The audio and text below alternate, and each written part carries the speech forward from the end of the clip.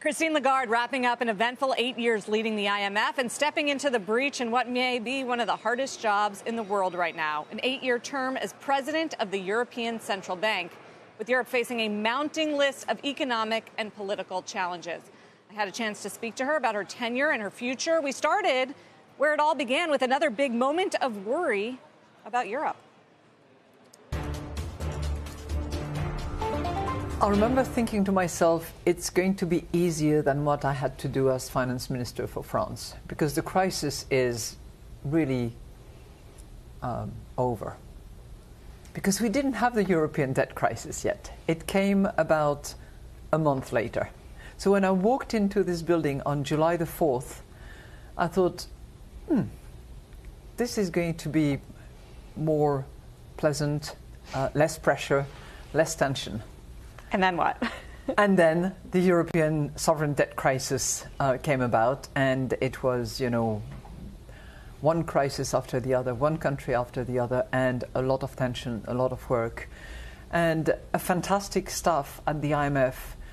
But I think there was a leadership issue, obviously, and we all came together and I think did a fantastic job in those 8 years. There's still a feeling, I think, among economists and on Wall Street that this problem could creep back up again. A lot of people look at Italy as a ticking time bomb, debt problems, political problems.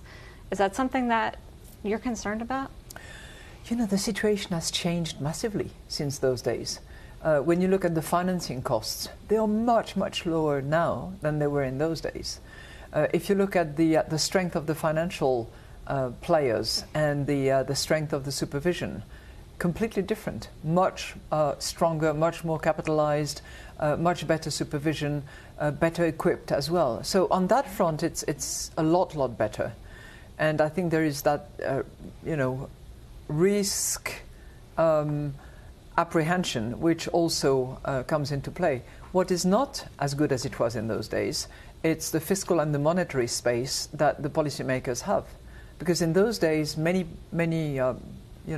finance ministers had space, had room within which to inject stimulus.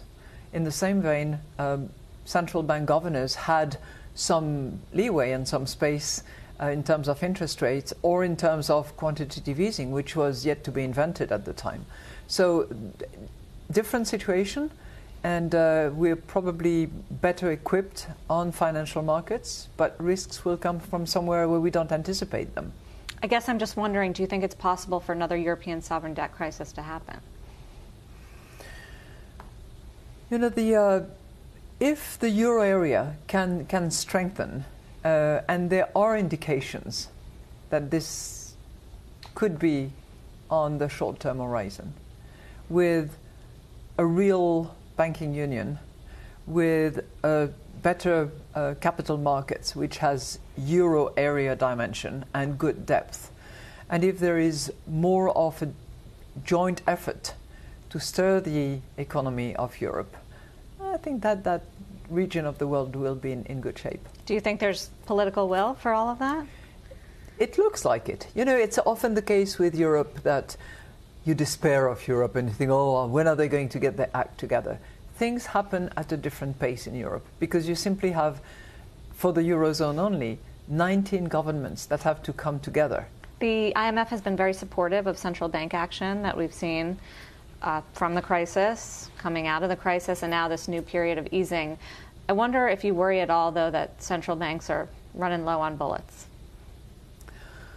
Central banks have been able to invent new tools when nobody suspected that they would. Whether you look at quantitative easing in its different incarnations, whether you look at forward guidance, whether you look at macroprudential measures, it's incredible how much has been designed, invented, and created in order to adjust. I'm sure that they're going to continue doing so. My hope is that it's not just about monetary. It's also about fiscal. It's also about structural reforms in order to unleash the potential, in order to help enterprises, in order to help households to develop, to hire, to invest, to employ. Yeah. Did you ever think you would be a central banker?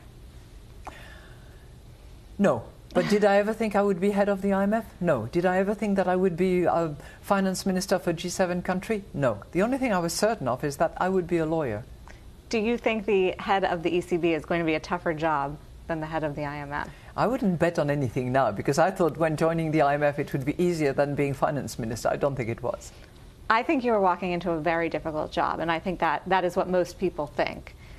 Europe is on the brink of recession. It's gone all in terms of monetary tools. I know you don't want to talk too much about the ECB, but I'm just wondering how you're feeling and whether it's a daunting task, being one of the most powerful central bankers in the world at a critical time. But I like daunting tasks, and I'll do the best I can, and we'll see from there. What do you think is going to be your biggest challenge? What I want to bring is my capacity to develop teamwork, to instill team spirit, to speak with one voice, and to inspire confidence in whatever we do. So I'll do that the best I can. Do you think that there will be policy continuity with Mario Draghi before you? To be seen. To be seen. Hint, hint. Not going to talk about ECB policy. Christine Lagarde there, though, going pretty deep into, I think, what is her vision for Europe and how she is going to manage the ECB, guys, sparking some optimism about more fiscal unity, more fiscal stimulus, and a banking union. I think things that she feels she's in a position to push for as someone coming from the political space, going into the economic space. As far as ECB policy tools, your question, she said, central bankers have always managed to be creative and create new tools. QE was not a thing until it was, so she doesn't seem particularly worried about that, and I think feels that her work at the IMF, especially through the European debt crisis, raising money, building consensus, getting those bailouts through, is going to prepare her for this next task. But it is going to be hard, guys. I don't know if you saw the latest data out of Europe.